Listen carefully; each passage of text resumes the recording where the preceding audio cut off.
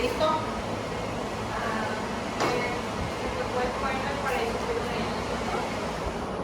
que narra la historia del límite de la vida del hombre, en la cual se enfoca más en Adán y Eva.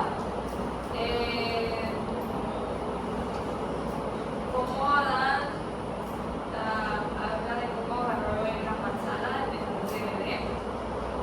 Se basa más que nada en la narrativa del Génesis, pero añade también elementos épicos y filosóficos como la profundidad del relato y cosas así.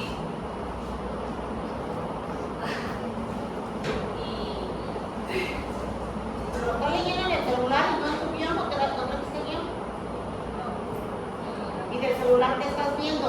¿Una reseña de Wikipedia? No, pues eso no me sirve para mí para nada. ¿Nos puedes leer un fragmento del poema? No lo puse. Pero la reseña debería de ir. Y la reseña debería de tener un fragmento porque tenían que citar.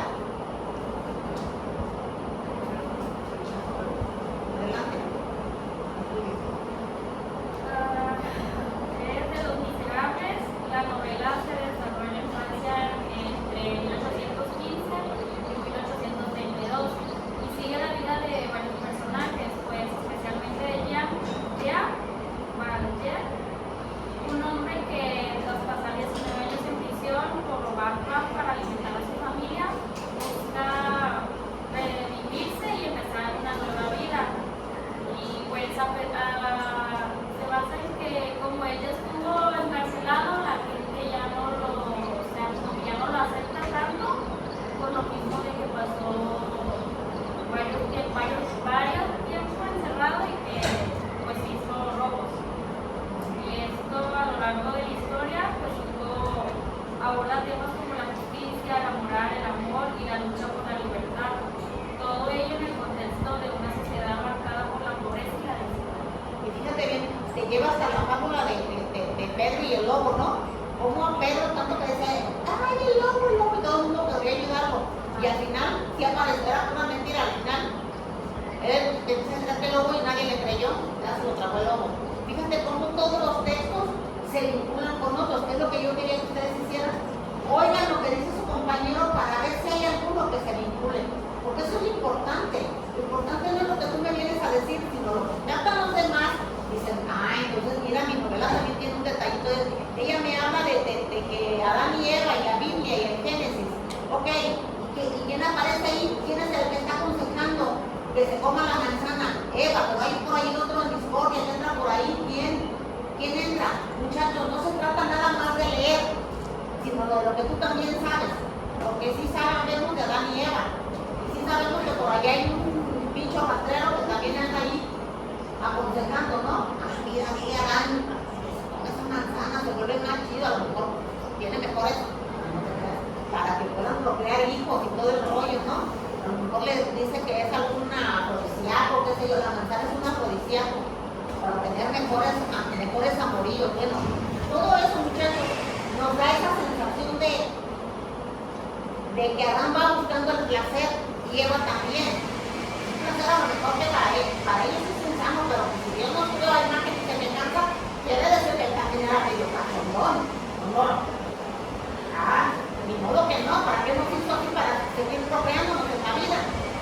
Chicos, estamos a nivel de licenciatura, somos adultos. Entonces, la literatura no es nada más quedarnos en color de rosa, es pensar más allá. No hay un excelente sentido. Mira, ok, el Génesis, el nacimiento que es la procreación. Vamos a poblar al mundo, porque Dios así lo quiso, ¿no? ¿Y de qué manera se va a procrear?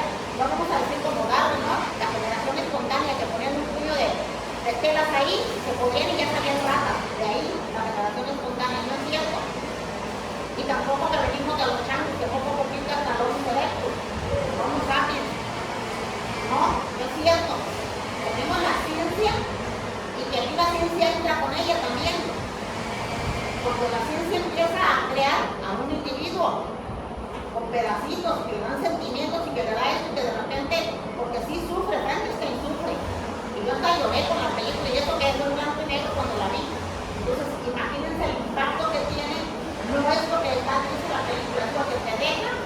y lo que te da para la vida. Porque ustedes tienen que impregnar de esa literatura a los chicos de secundaria. Vamos viendo de qué manera los motivo a leer. Mientras ustedes no enseñen a leer a sus alumnos, van a seguir por una vez de nosotros. Vamos a seguir nada más caminando hacia adelante con los caballos. ¿Qué podemos dar hacia los lados? ¿Qué más podemos encontrar para ser mejores personas? Para poder decir lo que dice ella, habla de valores. ¿Quién fue? Acá la chica de los miserables. ¿Sí? Que se robó el pan para sus hijos y lo metieron a la cárcel. Y déjenme lo que lo meten a la cárcel, el tratamiento que les dan dentro de la cárcel. ¿Verdad? Entonces, esa es otra parte inhumana. Que los mismos carceleros los tratan mal, siendo también seres humanos. Entonces, toda esa parte la deben de ver ustedes. A ver, Gloria, danos algo de tu conocimiento de droga.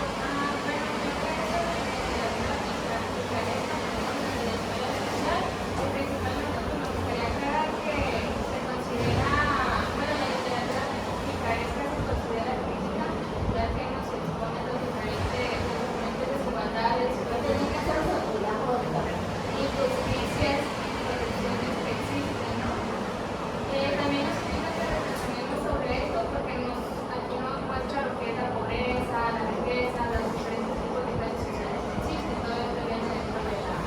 ¿Cómo se llama tu texto? La literatura picaresca de la experiencia. Ok. Pero el cuento que leíste, no hay ningún cuento. No, yo así está tal cual. Es que tenían que, a partir de la teoría, tenían que leer un cuento. Por ejemplo, yo te me acordé de las Emilio Torres. Me estás hablando de ahí, pero ahí. De hecho, la de las Emilio Torres es una de las historias más destacadas. Y de ahí es donde tenías que haber hecho tu reseña. ¿De dónde hiciste tu reseña? Es que también es una de las literatura picaresca que me narra una historia. Claro, te contaron una historia. Entonces, háblame de esa historia. Trata sobre un vagabundo que, como lo mencioné anteriormente, buscaba crecer dentro de este país, pero muy difícilmente se podía porque había como que esa separación entre las clases sociales altas y las clases sociales bajas. Entonces él se encontraba en la clase baja, donde totalmente era pobreza, había muchas personas de zonas marginadas y pues no se podía crecer en ese ámbito donde se encontraba.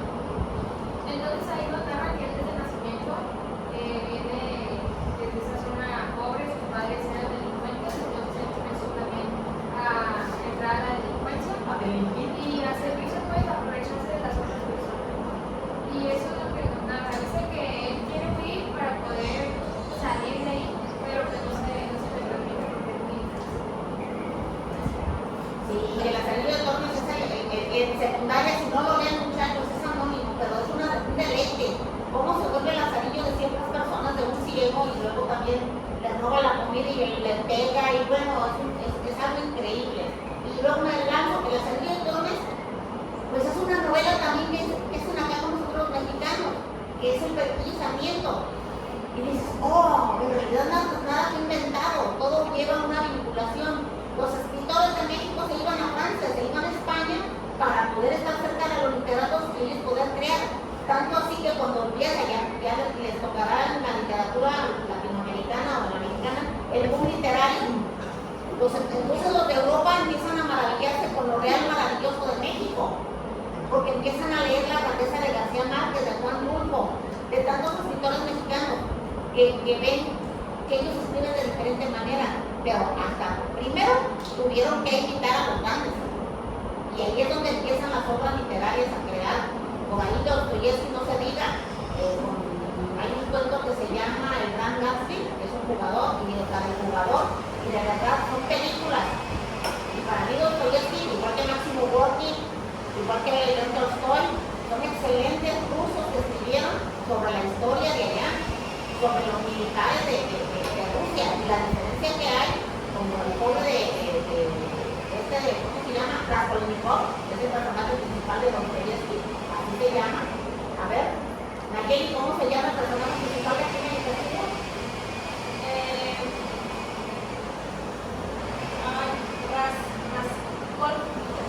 Raskolnikov. Entonces, fíjense, yo me acuerdo del nombre del pato ese.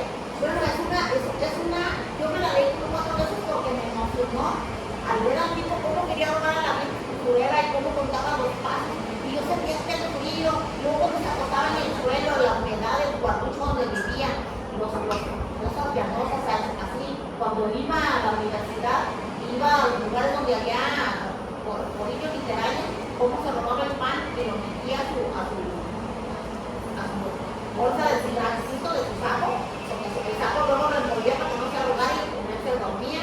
Bueno, oler, sentir la necesidad, las calenturas que le daba, la fiebre que le daba a él, de tan enfermo. Todas esas situaciones hacen que el ser humano, o sea, más humano, se vuelva lo mismo de la mañana. Así de fácil. O te sensibilizas o de vueltas te vuelves malo, como decía ella. Es que quería salir de eso, de ser delincuente. No quería ser delincuente como sus papás, pero era lo que aprendió, muchachos, en las escuelas donde vamos, en la 4 en la tarde, en la Benjamín Fuentes, en el Milenio, en los turnos vespertinos, donde vemos ese tipo de cosas, para ellos es muy normal, para ellos no es malo lo que hacen, porque es la forma de sobrevivir. El instinto de sobrevivencia viene desde ahí, desde padres que viven debajo de los puentes, padres que igual como el del perfume, la pobreza del perfume, donde nace el chiquillo entre las tripas del pescado, ¿verdad? Y ahí nace el que no huele a nada, y que de ahí que nadie lo quería, que le dieron una nodriza y la mordían cuando lo alimentaban y nadie quería el chiquillo mugroso, fue horrible. ¿No vieron la película del perfume? Pues lean la novela y todavía es tantito peor. Pues empiezas a sentir que debajo de un puente y no le dio el pescado a la señora y lo tuvo. Nomás se cortó la tripa y ahí siguió, y ahí lo aventó. Entonces, eso te llega hasta el olor a pescado, te llega el olor nauseabundo. Y como él se vuelve asesino buscando un olor y empieza a matar niñas. Y empieza a arrancarles empieza a hacer su laboratorio